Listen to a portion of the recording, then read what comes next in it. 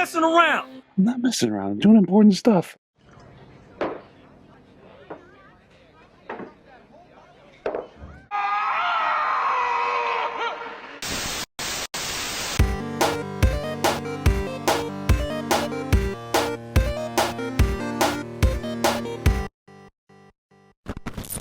What's going on, guys? Welcome back to No Late Fees, episode 21. Comic Book Guy here, Leo V there, and today we're talking about James Gunn's Superman.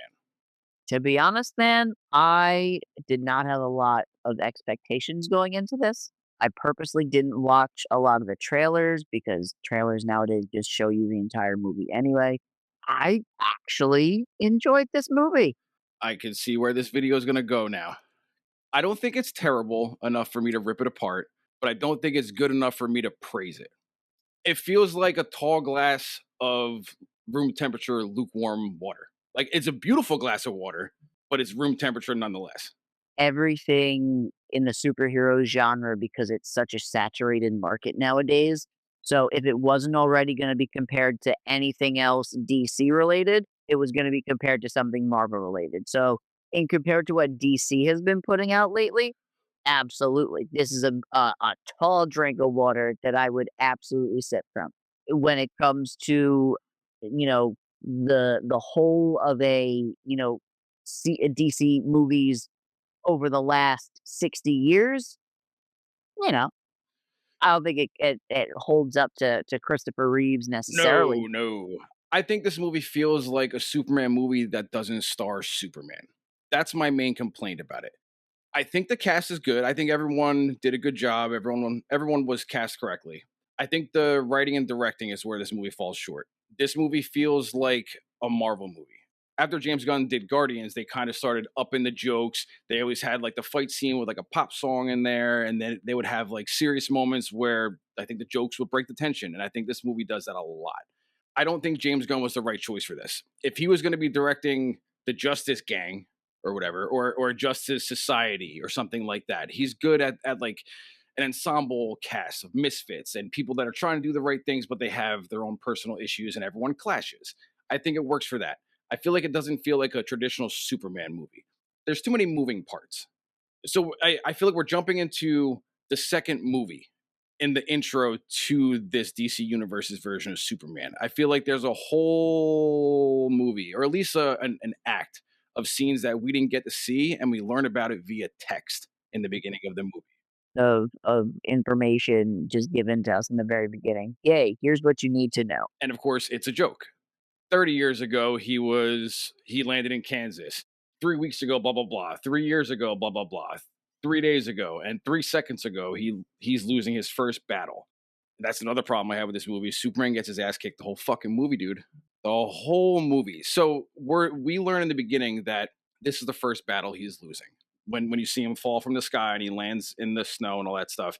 I would have liked, if we couldn't see a movie or an act, I would have liked to have seen at least a montage of him saving people, of him standing on a building heroic in front of an American flag, or him saving the squirrel like we saw later on in the movie, which I thought was cool, like a little, tip to the hat of like a traditional golden age Superman. But I feel like we don't see him be this respected hero that we're supposed to treat him as, because the first thing we see is him getting his ass kicked. I would have liked to see that kind of a montage during the text. Like, Yeah, newspaper articles, or a shot of a newspaper, him standing on the front like this after he just saved a building, or a bus full of kids or something. I'm down with not getting the origin story. We know the origin story. We don't need to hear it. We don't need to hear Batman's origin and Spider-Man's origin. We get it. Unless you're doing something drastic to change it, we're good. We can just, we could skip all that. But I feel like there should have been some sort of context to build us up to this version of Superman. I know who Superman is. You do. The comic version, the Christopher Reeve version, the Henry Cavill version, the Brandon Routh version, whatever version, fill in the blank. But we don't know this version of Superman. We don't know how he's supposed to feel when he's on screen.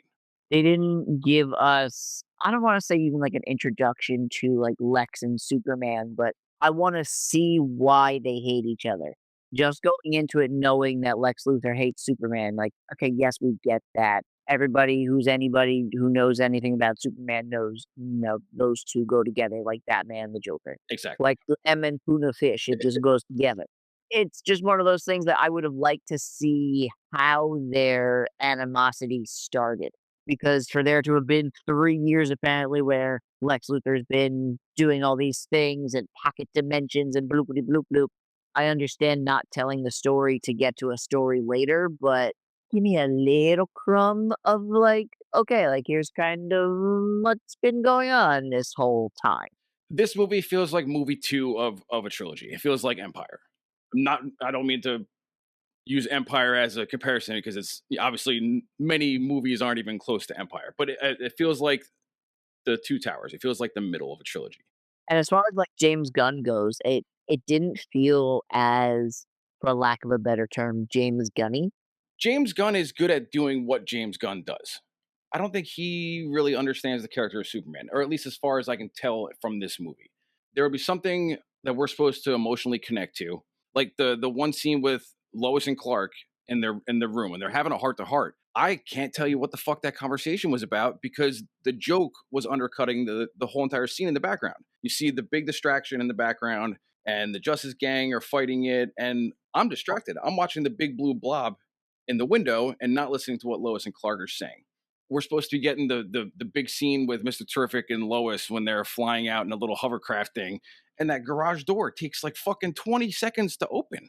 Comic relief is needed. I get it. Some jokes could they could land given the right placement, but I feel like it was all over the place. It felt like I was watching a Fast and the Furious movie with more comedy.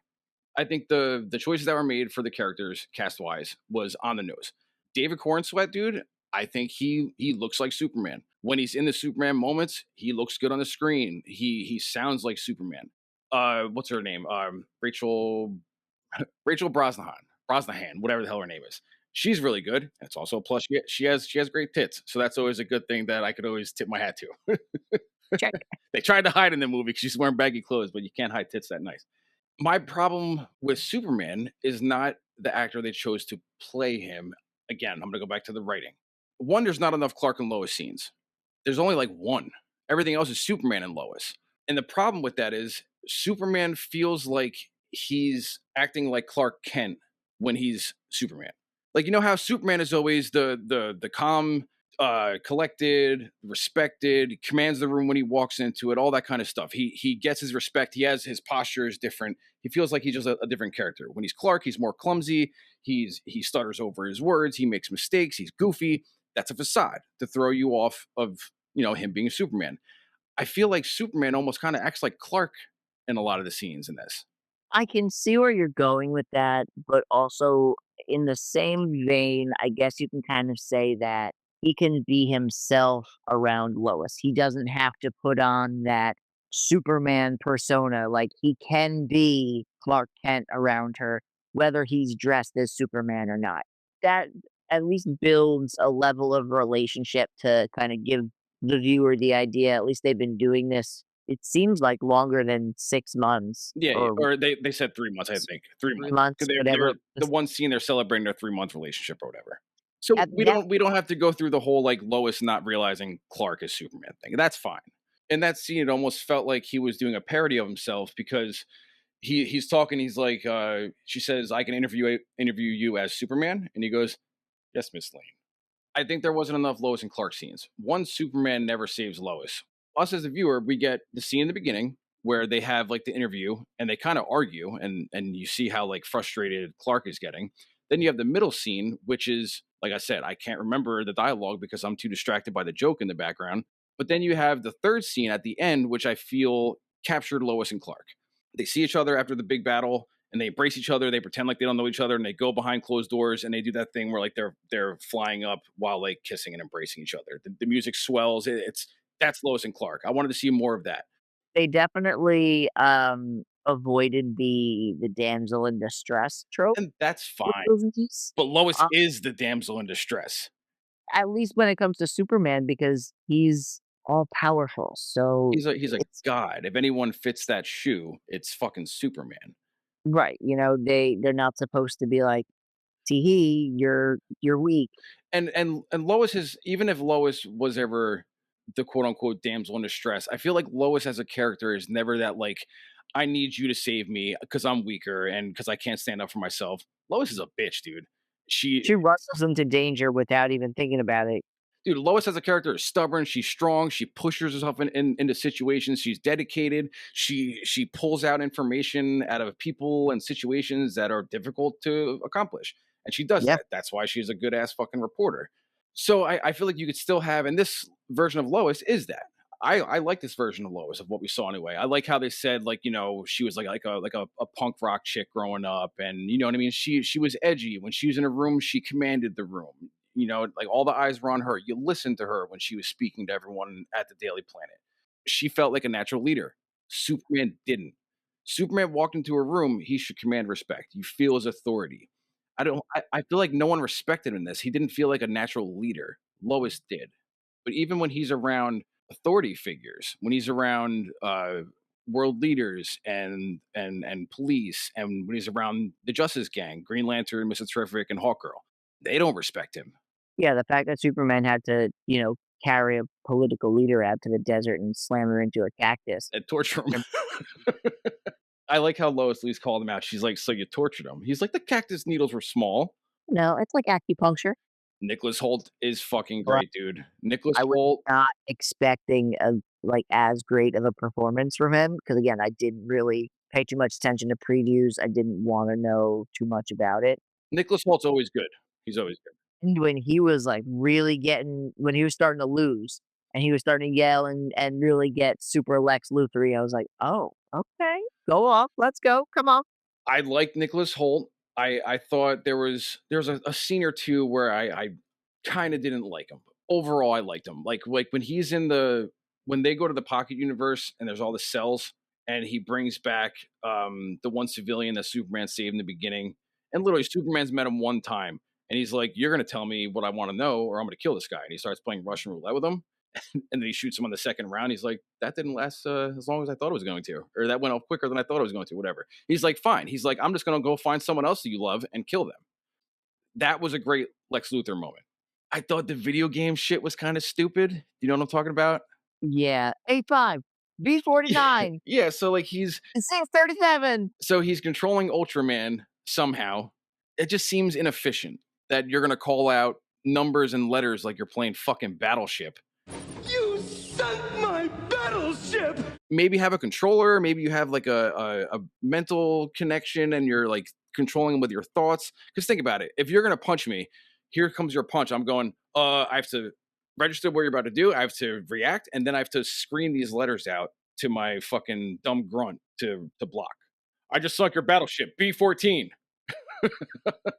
We got Green Lantern, we got Hawkgirl, we got Mr. Terrific, who stole every scene he was in, by the way, but just hear me out. And Hawkgirls. Hawkgirl was fucking terrible. Awful. She screamed way too much.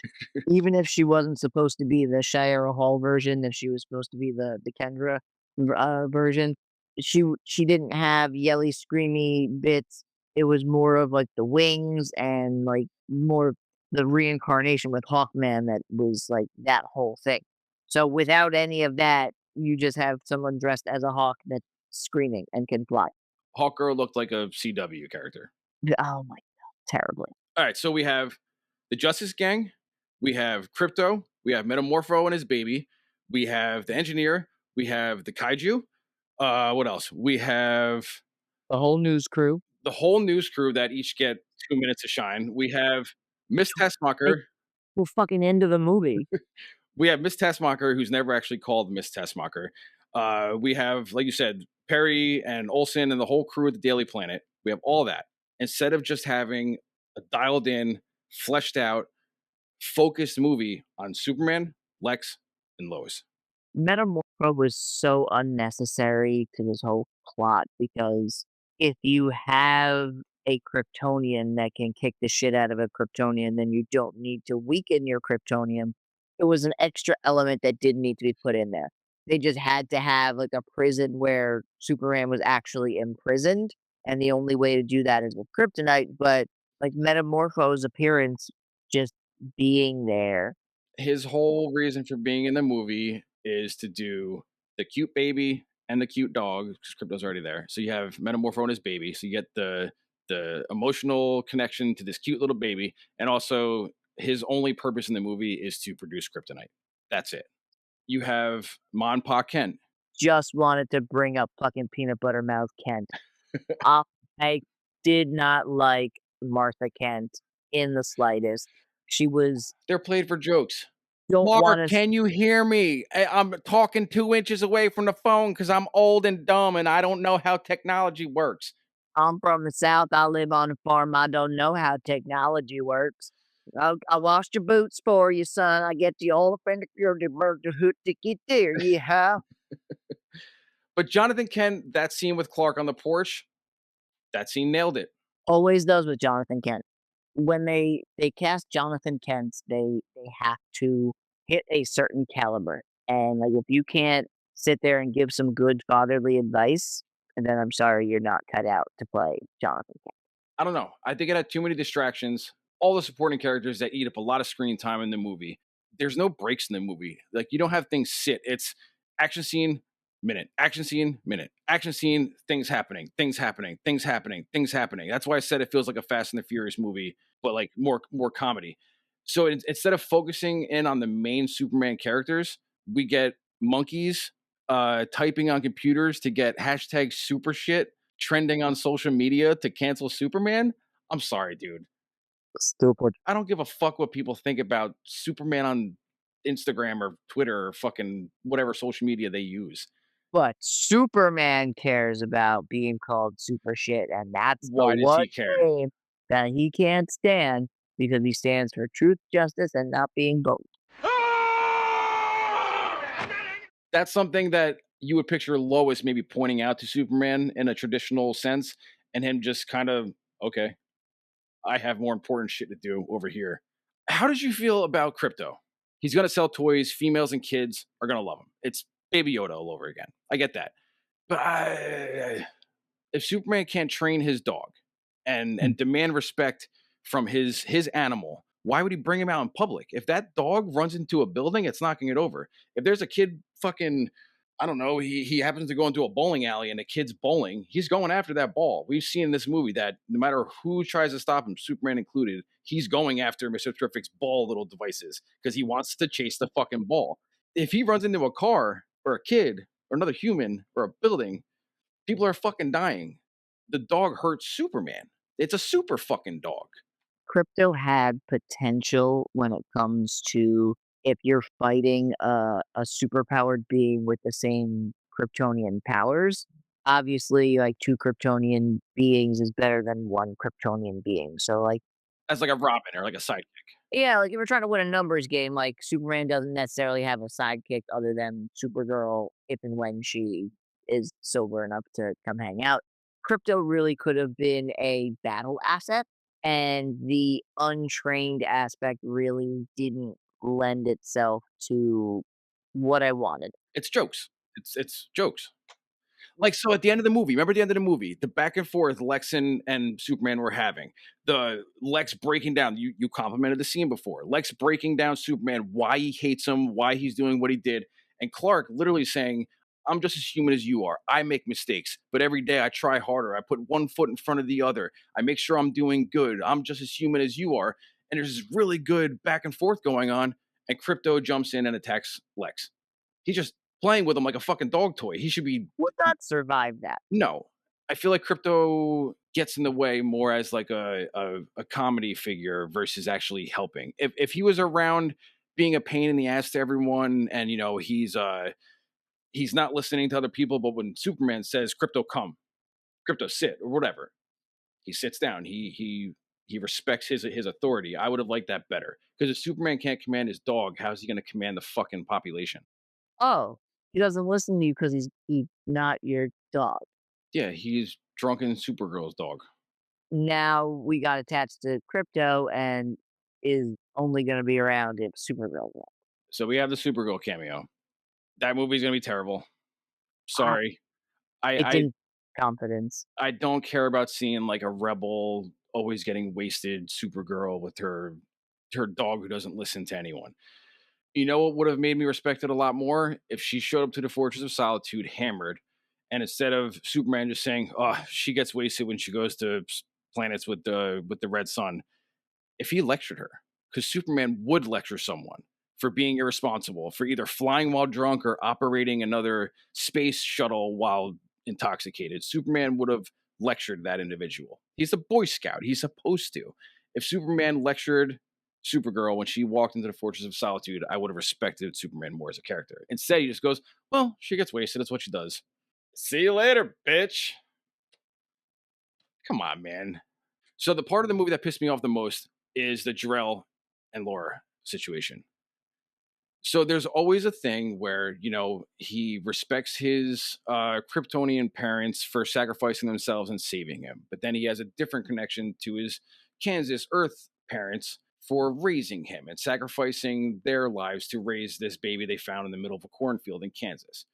They would not do what they did. How they said, when we find out the transmission of the part that we were missing, and they tell Clark or Kal-El in that situation, they tell him to conquer Earth. The people are simple people. Spread your seed.